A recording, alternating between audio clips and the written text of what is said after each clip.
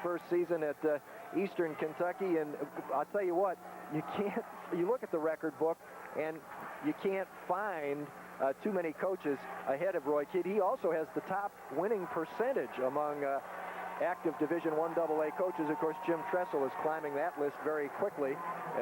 Both coaches have won well over 70% of their games. We are just about ready for football here at Stambaugh Stadium, and in an unusual circumstance, this is a one-sided facility. However, plans are in the making to add seats to the other side. There are about 16,000 seats plus on the what is the home and only side of the stadium. All right, ready to get underway. Eastern Kentucky preparing to kick it off. Mark Collins, the do-everything kicker for the Colonels, will boot it away to Sean Patton and Randy Smith, who spent much of the season as the nation's kickoff return leader. It's Sean Patton from the 1. He is hit at the 19 and falls forward to the 20. Good kick coverage by the Eastern Kentucky Colonels. And that was Joe Gaines down there for the Colonels. Did a real side linebacker, 137 tackles, doing a great job for EKU. There's part of the Eastern Kentucky front. You'll see McComb's name come up among the linebackers. He was just named to the All-Ohio Valley Conference team, and there are the defensive backs. Chris Guyton was the guy that made that tackle. Third and a long 7 coming up for Youngstown State. Dan Inglis is your fullback right now. He's a guy that started the season on defense. Trent Boykin, the man in motion. Brungard has time, going deep for Dons. Whistler just over his outstretched fingertips. That's been a very productive combination for the Penguins on the long pass. At the incomplete pass. The Colonels operate out of a 4-3 defense. They ended up in man coverage that time. Whistler had the corner. Brungard just couldn't quite reach the ball. This pretty long field goal gets us win, Jim. This is going to be about a 48-yarder, and it would be Macero's longest. It's a sidewinder, well left, and probably not long enough either. So the Penguins misfire on their first possession, got one big play and couldn't convert, and Eastern Kentucky will get the football for the first time with 12:53 showing on the first quarter clock in a ball game that is still scoreless. What you're looking at there, a little interplay between Mark Asher and his offensive lineman on the YSU sideline as they try to make adjustments for their next possession. Eastern Kentucky, 1st and 10 with the ball for the first time at its own 31-yard line. John Sacca gives it off. That is Eric Clay, the guy we talked about in the pregame. The guy we did not talk about was John Sacca, the transfer from Penn State. And Dick, he has stepped up his play since that first meeting, much more comfortable in the EKU system. Yeah, I talked to him yesterday afternoon about the transfer, and he said he wanted to go to a team that had a shot at the national championship, and he's absolutely delighted to be at Eastern Kentucky. There you see his numbers, good numbers, exactly the same number of interceptions as Mark Brungard, not as many touchdowns. 3-yard gain, 2nd and 7 coming up. Once again, it is Clay. Good cutback inside the tackle attempt by Reggie Lee. Pulled down at about the 37 or 38-yard line. And Eastern Kentucky will be 3rd and short. There is that offensive set with Diallo Burks, the guy to look for on the outside in the pass pattern, although Chris Whitefield is the all-conference tight end in the Ohio Valley Conference. There's the offensive line with James Hand and Jason Combs, also all OVC selections. Ball at the 38-yard line. That was a gain of 4. It will bring up 3rd and 3, and the crowd begins to urge the defense on. Youngstown State's defense ranked among the nation's leaders all year long. Clay gets the ball again, steps inside a good block by his fullback, Carlos Stallings, and moves it out to the 44-yard line, and an Eastern Kentucky first down. Well, Jim, in talking to the players and coaches, you have Jermaine Hopkins, Andre Jethro, and Paul Kahn for the Penguins in that 3-man front. Then with the linebackers, Chris Inglis, Leon Jones, Reggie Lee, and Tim Dillingham. Defensive backs, 4 seniors, Mays, Smith, Weaver, and Smith. 1st and 10 for Eastern from its own 44-yard line. Quick throw out, complete, and a Big hit immediately by Chris Inglis. He flows out on that wing very well on that play. Everybody that's tried it this year has met Chris Inglis. Bobby Washington, the freshman wideout, with his 32nd catch of the year for just 1 yard. English has done an outstanding job for the Penguins. Sophomore linebacker from Austintown Fitch High School. And the Penguins operate in basically a 5-man front. They'll drop the linebackers off. They'll also end up in a lot of 4-deep zone. Right now you'll see the double corners and the halfbacks, the 2 safeties back. On 2nd and 9, Sack will look to the flat, steps up, dragging along Andre Jethro across midfield and close to an Eastern Kentucky first down in Penguins territory. That is something that makes John Sacca very dangerous. It is something Youngstown State did not have to contend with last week with Steve McNair. He was operating on a bad hamstring and pretty much sat in that shotgun formation all day and just winged the ball up and down the field. 82 passes. Here is the scramble. You saw him look out into the flat and then take off. Well, the object of the defense here is to keep the quarterback in the barrel, what they call the barrel. They want to keep him in between the 2 tackles there. Sacca does a real nice job. He'll step up in there and then slide between the 2 tackles and the linebacker coming up there and picked up pretty close to the first down. Yeah, you saw it about a shoulder width apart were the hands of the official. These officials, by the way, are from the Southern Conference today. So it'll be 3rd and less than a yard for Coach Roy Kidd on the side there. Coach Kidd said yesterday that the real measure of his team's improvement as it applies to this game today compared to the performance in September in the offensive line. He says if our offensive line plays, we'll be all right. If they don't, could be another long afternoon. But Jimmy has a 46-pound man advantage on that front line. He averages 279. The Penguins on the defensive side, 233. Double tight end formation. Andre Jethro shoots across and makes contact with offensive center Son Tran. Jim, I didn't see any movement. I think it'll be on the Penguins. I think Andre got a little fired up there. Thought they were going to come across because Sacca will run a quarterback sneak in a situation there. It is against the Penguins, so Eastern Kentucky will get the first down without the snap. You wonder how a nose man who's looking right at the football can jump offside. You know, an end or a tackle there, they may not be, but you're right there. You know, that's tough. That's what fires up the coaches. All you have to do, son, is watch the ball. Don't be listening to the quarterback. Sackett did a real nice job because he's barking out the signals, went on a little longer count, and that's Reggie Lee on your screen there, Penguins linebacker, their 2nd leading tackler behind Leon Jones. Danny Thomas in motion, pitch to Eric Clay, gets caught up in traffic across the 40-yard line. Smothered at about the 38, a gain of 3 for Mr. Clay, who, by the way, has now long since passed that magic 1,000-yard mark. He only needed 2 yards this afternoon to reach that, and he had 3 on his very first carry of the day. Here's a look at it from behind the Penguins defense. It's a G block. Watch the 2 guards come out front on this play here. Now, the corner, Vance Mays, will come up on the outside. He'll cause some problems in there for the blocking, and also Tom Dillingham did a nice job on that play for the Penguins. Mays, number 4, and there you saw Dillingham, 44. Number 58 there is Jermaine Hopkins, defensive end, who has become a very key player for the YSU defense. The gain was 2, 2nd and 8 from the YSU 39.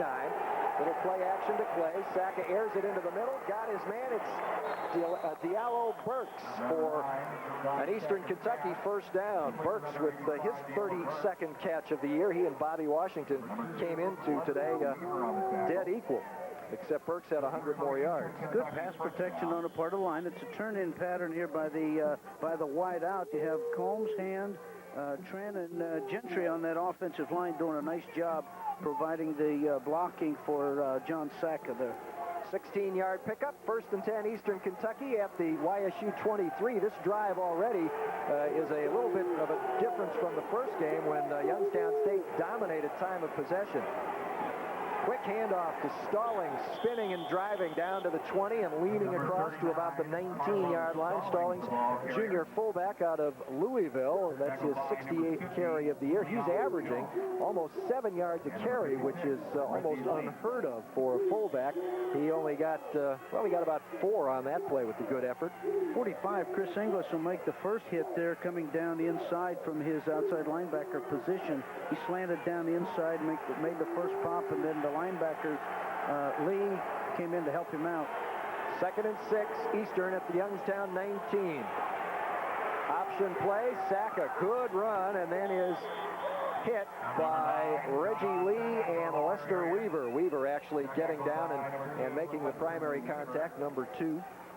This is a good block that time by Jason Combs, number 66. He'll come off the ball. He'll push Cohn back off the ball, or Jones back off the ball, and then Saka makes a nice move on Inglis, the outside linebacker, when he came down the line of scrimmage there. 7-yard pickup for John Saka and a first down at the YSU 12-yard line. Saka has now rushed for about 200 yards this season. Eastern Kentucky did not score a touchdown until the 3rd quarter of the first meeting between these two teams, and that was the first touchdown Youngstown gave up this season on its defense. Eric Clay, the ball carrier there, crosses inside the 10 to about the 9, a gain of 3.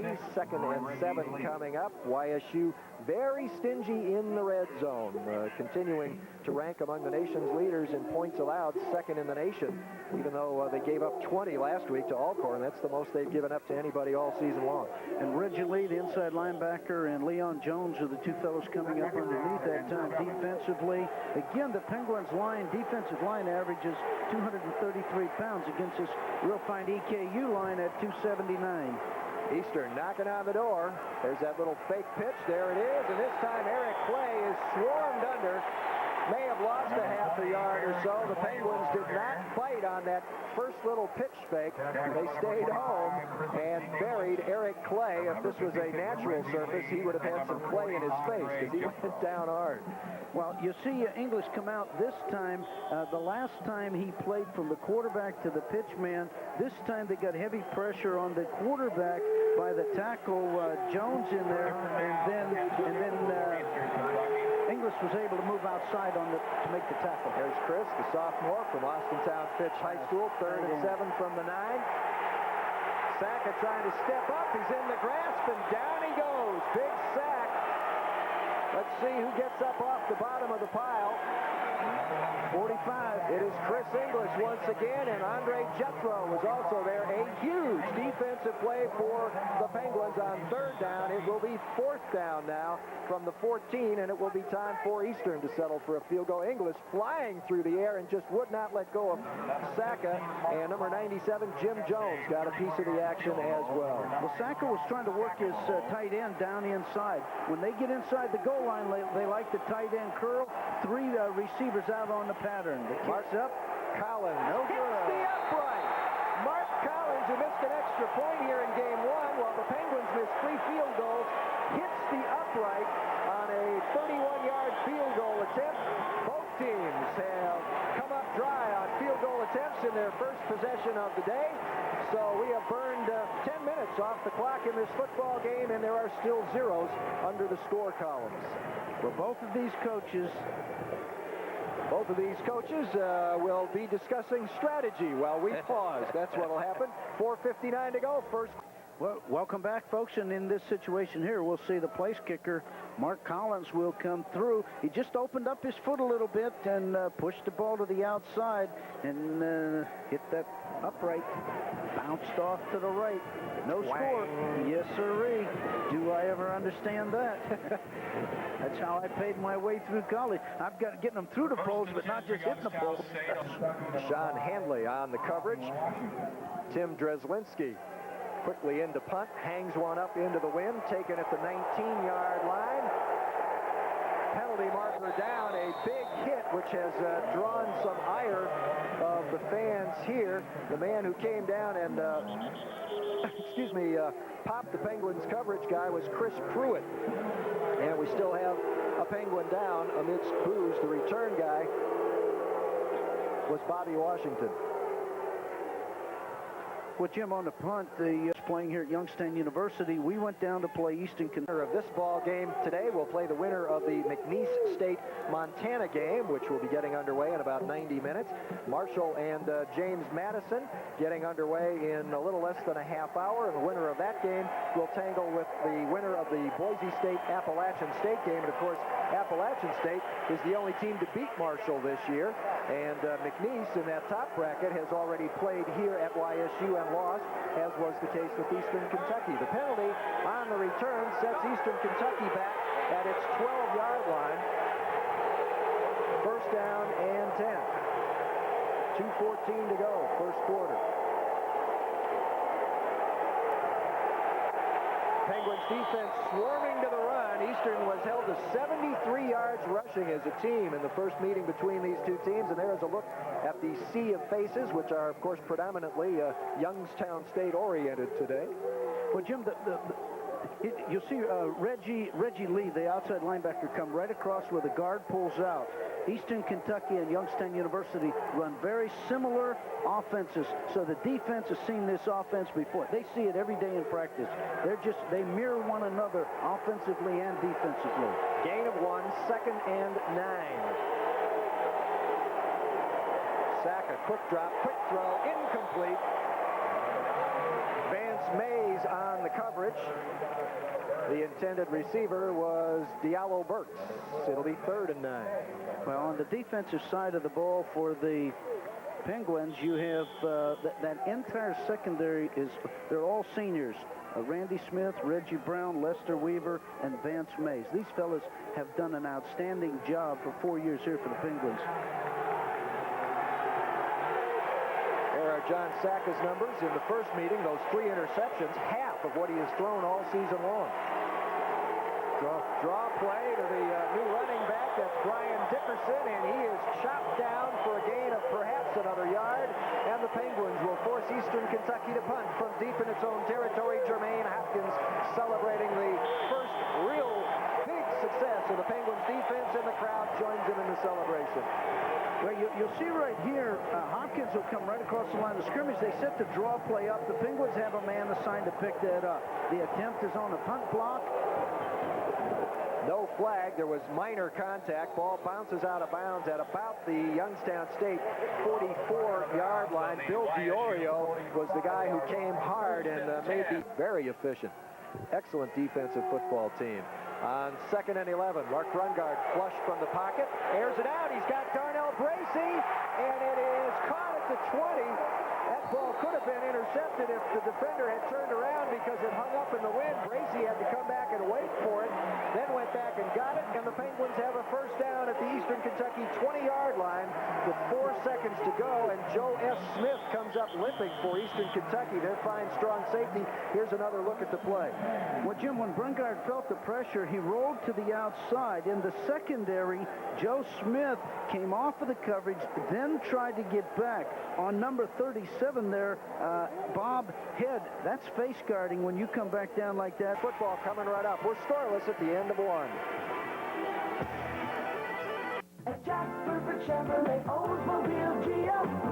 Evans from Diamond Steel for their excellent work on short notice in being able to put this facility together, and even on a day that wasn't so nice, we'd be pretty comfortable. All right, Penguins 1st and 10 from the Eastern Kentucky 20. This is the first play of the second quarter in a scoreless football game. Sean Patton hit behind the line of scrimmage, rips free, gets about a yard, but boy, that was a terrific defensive play by middle linebacker Tony McCombs breaking through there. Well, McCombs was on a delayed stunt, and so was picture perfect. They could take that out and use it as a teaching film. That was perfect. 137 tackles on the season for McCombs coming into action today, and he's already got a handful. 3rd and 6 after the 3-yard gain. Short drop, heavy pressure, big hit, ball overthrown in the end zone.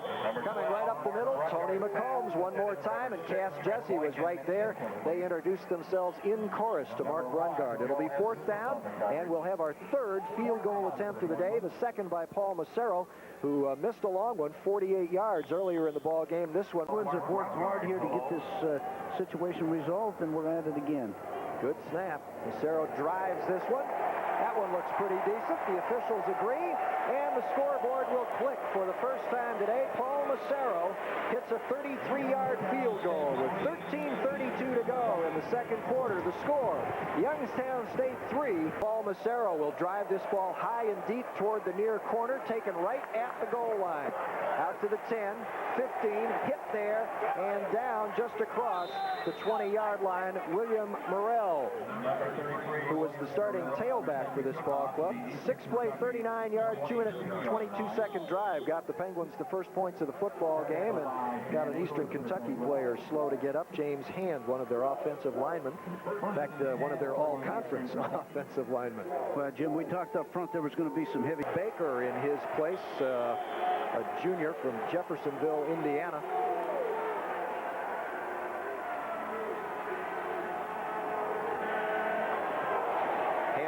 Straight up the middle, short of the 25-yard line. Eric Clay, the ball carrier again. Bring up second down and about 8. Well, number 54, Joel Woods, is the backup center in there right now. 6'3", 262-pound senior from Pineview, Kentucky. Yeah, they've moved him over, getting that senior experience in there, apparently, although Lloyd Baker, the junior I mentioned, is actually listed as their backup for James Hand, who is back in there on this play now at the left guard. Play action fake to Eric Clay. Jermaine Hopkins misses the sack. Sack a hit as he throws, and Vance Mays bangs into Eric Clay as the ball arrives, shakes it free, incomplete pass. There were all kinds of collisions and near collisions taking place on that play near the football at both ends. Jim, you just don't play defensive football. You see the twist between 40 and 58. Jethro and Hopkins do the twist. They apply the pressure, and then coming up on the outside, the defensive backs just flat out hustle. That's in large measure why Youngstown State is in this football game. Defense just like that. Long drop for Saka, going to air it out. He's got Burks overthrown, incomplete at the 45-yard line. Lester Weaver coming over to lay on a lick. That ball sailed in the wind a little bit as Saka got the tip up. Incomplete. Penguins defense gets a big hand from the crowd. Well, this Sacco dropped back in the pocket here. He has good pass protection. Now it's a corner route that he's trying to hit here. The ball wobbles on him going into that wind a little bit. This punt will probably be a little bit shorter also unless he really gets a foot into it there. I think Boykins might be lined up just a little bit deep. Trent Boykin back at his 32. Again, the Penguins come very hard. Ball sails inside the 45 and bounces back upfield where it is down before it reaches the 45. Penguins will take over the football again with the good field position here with a good punt from Drzelinski. Victor Highland was providing some pressure that time for the Colonels on the outside. Did a real nice job there. There is a boomer. Washington actually takes it at the goal line. He's going to come out to the 8 and be dropped. He loses the football. Eastern has fallen on it, however, but there is a real mistake in judgment that you would think he will hear about when he gets back to the bench. Bobby Washington fielding a punt while straddling the goal line, then taking it out short of the 10 and fumbling. We do have a penalty marker down near the Eastern Kentucky 40-yard line. Lester Weaver of the Penguins is indicating it is against Eastern Kentucky, but we do not know if that's true, and if so, what the ramifications might be at this point. Well, Jim, the field position has been steadily changing here, and the Colonels are getting deeper and deeper into trouble here. The Penguins defense now will start either blitz from the outside, and that's where they like to start from, start putting pressure on the outside here because they're going to be deep in the territory here. The rule on catching a punt is inside the 10-yard line, let it go into the end zone. And today some of these punters have learned to drop the ball and back it up. So that's probably what he was afraid of. Well, Drzelinski had the wind behind him on that one, and it really sailed, and it was just a matter of Washington not paying attention to where he was, because I'm sure Coach Kidd would agree with you, and when the next time he gets a chance to talk to Bobby Washington, he'll tell him, son, you got to think about where your feet are when you catch that football. And that was Tom Dillingham that provided the hit on that play and caused the fumble there for Youngstown. The penalty was against Eastern Kentucky, but it took place after the kick, so the Colonels will maintain possession. Now they're putting the ball all the way back at the goal line. They put it at the 4. Now they've got it back between the goal line and the 1. Well, this will require a quarterback sneak to get this thing out of here. Well, and the crowd is going to get into this part of the game. This section down here, when you're caught down here, it's tough. These folks are fired up. 1st and 10, Eastern Kentucky from inside its own 1, and a near safety. That's a safety. It is being called near safety. Coming out of the offensive backfield with the handoff for Eastern Kentucky, Robert Bolden, and he was chopped down behind the goal line. Coach Jim Tressel a little concerned. Let's watch it here. Bolden, who wasn't even on their 2-deep depth chart at running back coming into the game. Leon Jones gets him. But Jim, his knee's down. Chops him down. It's a safety. Makes it a 5-0 ball game. 3-run homer and a 2-run double to right. That's what we've had so far. And Eastern will have to free kick it away. Well, they're going to free kick it away, and the wind is picking up now, and that's going to give the Penguins field position again with 10:41 to go in the second quarter. Roy Kidd is on the field. Well, he's a little upset, and I think he believes that, like going in, the ball had broken the plane of the goal line, but Bolden's knee clearly was down in the end zone. The real thing, there's Leon Jones who made the tackle. The real question is the mark-off on the penalty. Frankly, I was looking at monitors here and updating a drive chart, and maybe we can get Jim Evans sometime between now and... Coach Tressel isn't too excited, is he?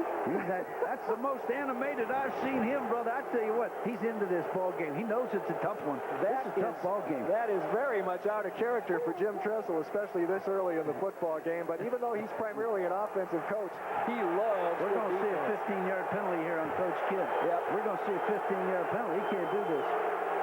Roy Kidd is very upset at the decision which pins his team. You see his knees down right there. He's down in the end zone. The ball's on the ground. You're correct.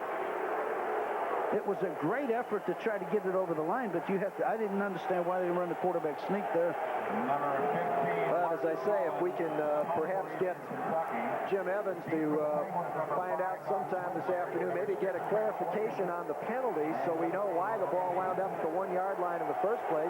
I didn't think Washington's knee touched down. Kids have to know the referee. He's going to run into a problem here pretty soon. Well, the danger that he faces now is that his ball club could face playing much of this ball game without him on the sidelines if he doesn't get it reined in here. And frankly, we wouldn't want to see that. Coach Kidd is a class guy. He's a great coach. His record speaks for itself, and the type of players he recruits speaks for what kind of gentleman he is, and for his ball club's sake and for his own sake, I'd like to see him take a deep breath here, settle down, and do what he would, I'm sure, advise his players to do. Suck it up. It's over. We can't change it. Let's just go get it. We got 40 minutes of football left to play here, so let's just make sure we do it as well as we can.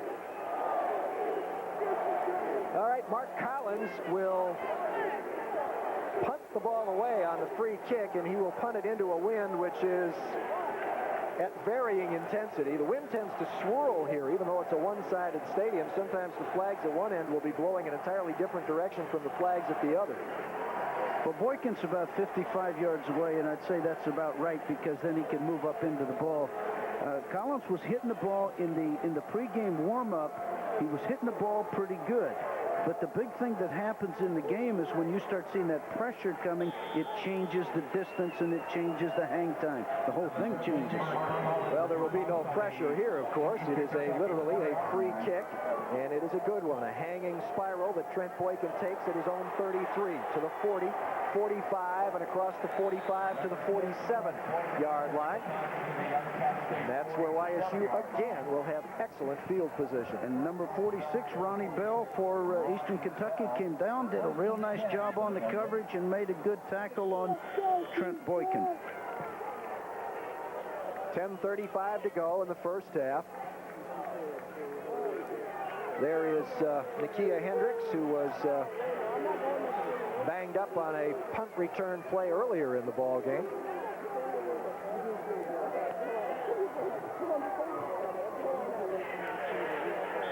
And once again, the Penguins go to the running play on first down. This time it is Mac Gilchrist and he gains perhaps a yard. Well, you had Roosevelt Givens and Shane Balkin. These fellas just do a great job. 6'4", 260-pound junior. He's out of Atlanta, Georgia, and the other gentleman, Givens, is out of Clearwater, Florida. These fellas are doing a tremendous job for Eastern Kentucky on the defensive line. There's another thing Coach Kidd has done well over the years. He's recruited some excellent football talent out of Florida, going down there to supplement his squad, as does Coach Tressel. Mark Brungard looks off the first receiver. He's got some trouble, and he's going down at the 45-yard line. The man making the sack, Roosevelt Givens. He had plenty of help there, I believe, from Matt Childress, who flushed Brungard back into Givens. Well, the thing about Roosevelt Givens, you're talking about a fella that's 5'11", 285 pounds, and he can run. Watch him here. He'll come up. He does a real good job. They have plenty of pressure there out of Jesse. Chaz Jesse came in from his defensive end position to help out on the play. Too bad Mark didn't have his ear hole, because you saw in the back there, number 5, Don Whistler, running free. But it would have been a very tough pass to throw. 3rd and long, Brungard steps up. Again, the pocket breaks down, and again, Mark Brungard goes down, and again, it's Roosevelt Givens doing the damage. Well, and Paul Kokas is kind of coming up a little bit gimpy here. Well, and once again, even though you're going to look at all the pressure here, keep in mind that the reason this is breaking down is a salute to the secondary of Eastern Kentucky. This is a coverage sack. There's nobody to throw to, and that's why ordinarily he had enough time standing back there to deliver, but if there's nobody to deliver to, those defensive linemen are going to get another shot, and they're taking advantage of it. Good play from the secondary, which you typically don't see on those types of replays, because those aren't the guys you're focusing on. That's right. Matt Childress that time, the defensive tackle, and Roosevelt Givens again were running what we call a tackle twist.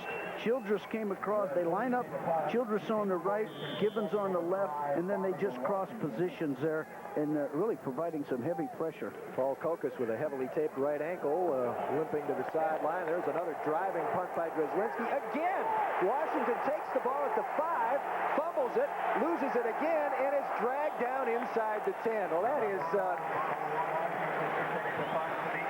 it's inexplicable. That's the only word I can use. That ball easily would have skipped into the end zone. Well, the coaches on the sideline were just kind of looking at Coach Kidd there. They didn't want to say anything. All right, 8:45 to go first half. YSU leads it 5-0. Hope you've been with us from the get-go. If you haven't been, you're joining us in the middle of a pretty good football game. I'm Jim Campbell with Dick Hartzell and Jim Evans. Youngstown State leading Eastern Kentucky 5-0. Midway through the second quarter, Eric Clay chopped down for no gain at his own 9-yard line. A penalty flag also flying into the pile there. Eastern Kentucky backed up again because of very questionable judgment by punt returner Bobby Washington. Penalty coming up will be against Eastern Kentucky. Well, the left guard came across. He was holding on the play, and I believe that's what the call will be. Yes, it is. It's holding. Left guard, I'm not sure which one it was. I'm not going to call a name out here, but the left guard came across. Here you'll see the play. He grabbed number 45, who actually, they tackle him right there. They take him right down inside, and then Reggie Lee came up from his linebacker position, made a real fine hit on the play.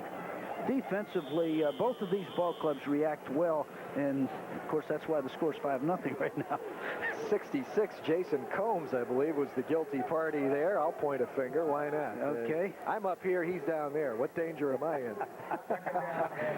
The Penguins declined the penalty. They will stick Eastern in a 2nd and 10 situation at the 9. Saka will roll right on the option. Got the seam. He's across the 15, across the 20, and an Eastern Kentucky first down. John Saka gets into that seam in a hurry. Runs that option well. Well, he's an excellent quarterback. He'll come down the line here and work to the outside. The Penguins slid out, they didn't put any pressure on him to pitch the ball. Basically, the philosophy would be, let's work on, let's shut the pitch man down, and then we'll hit the quarterback when he comes up, and that's exactly what Reggie Brown did on the play.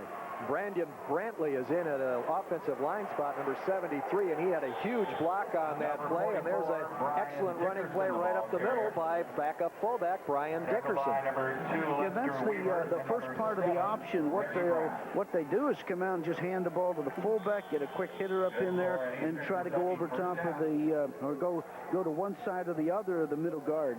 12-yard pickup out to the 32 and another first down. That puts Dickerson over 200 yards rushing for the season.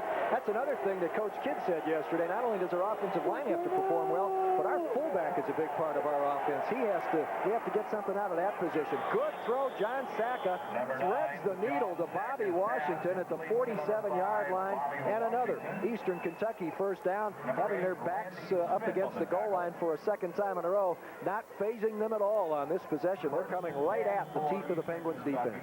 Saka fakes to his back, drops back in the pocket, and then he waits for the turn-in pattern to open up. He threw that ball perfectly. Penguins have excellent coverage. You can't cover it much better than that. That's just a great catch and a great throw. 1st and 10, Eastern at its own 47. The fullback Dickerson gets the football, and he is collapsed on immediately. He'll get a yard to the 48, 2nd and 9 coming up. Well, defensively for the Penguins, Andre Jethro came up underneath. He has 45 tackles this year, 6'1", 240-pound tackle or nose guard out of Warren JFK High School here outside of Youngstown, and does an excellent job defensively for the Penguins. 6:45 to go in the first half. YSU leading Eastern Kentucky 5-0. You heard right, 5-0. Play very slow to develop. Nice block by the official to take out Andre Jethro as John Saka rolls left on the option to the YSU 45. Short of a first down, though. See if watch number 40 on the Penguins defense here get caught up by a guy in a striped shirt, right? Well, you're not going to see it, but they had a heck of a collision there, and that helped free Saka up, and Tom Dillingham couldn't get it turned in quickly enough. Saka went down on his own before Leon Jones could deliver a lick. 3rd and about 2 from the Penguins' 45. A little less than 2. Fullback Stallings leading for Clay, who was hit at the line of scrimmage and stopped cold. The Penguins defense stepping up and stuffing Eric Clay. It'll bring up 4th down. Jermaine Hopkins, Leon Jones, Tom Dillingham, outstanding job on that side. Now it looks like the Colonels are going to punt the ball away here. At this position on the field, I'd be a little concerned with some type of a short snap here. On the other hand, this is a chance.